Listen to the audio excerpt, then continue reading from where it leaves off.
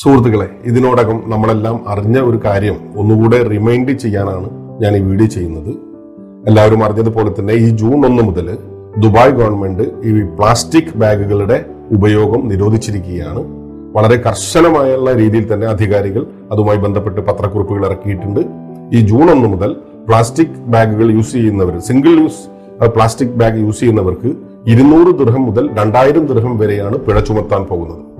അപ്പോ അതുകൊണ്ട് ആരും പരിഭ്രാന്തരാവേണ്ട കാര്യമൊന്നുമില്ല. നമുക്കൊരു സൊല്യൂഷൻ ഉണ്ട്. അതാണ് ബക്കാല ബാഗ്സ്. ബക്കാല ബാഗ്സ് എന്ന് പറഞ്ഞിട്ട് ഒരു ആപ്ലിക്കേഷൻ ഇവിടെ ലോഞ്ച് ചെയ്തിട്ടുണ്ട്. അത് പ്ലേ സ്റ്റോറിലും iOS-ലും വെബ് സ്റ്റോറിലും എല്ലാം അവൈലബിൾ ആണ്.